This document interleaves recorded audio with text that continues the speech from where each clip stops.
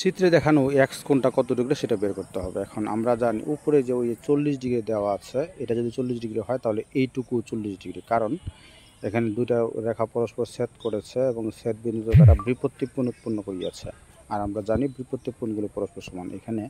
এখানে যদি দুইটা রেখা এভাবে টানি, এই কোণ আর এই কোণ সমান, এই কোণ আর এই কোণ সমান, তাহলে এটা তাহলে অবশ্যই 40 ডিগ্রি হবে। আচ্ছা, এখন কথা হচ্ছে এটা যদি এখন 40 ডিগ্রি হয় তাহলে এইখানে দেখা যাচ্ছে এটা হচ্ছে 90 ডিগ্রি। এখন এটা যদি 90 ডিগ্রি হয় তাহলে এটুকু 90 ডিগ্রি।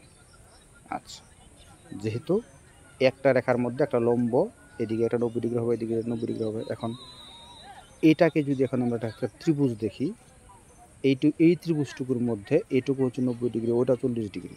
আবার একটা ত্রিভুজের তিনটা কোণের সমষ্টি হলো 180 ডিগ্রি। যেহেতু একটা ত্রিভুজের তিনটা কোণ 180 ডিগ্রি হয়, তাহলে এটা 40 আর এটা হচ্ছে 90, তাহলে 40 আর 90 130, তাহলে 130 আর তিনটা মিলে যদি 180 হয় তাহলে এইটুকু হচ্ছে 50।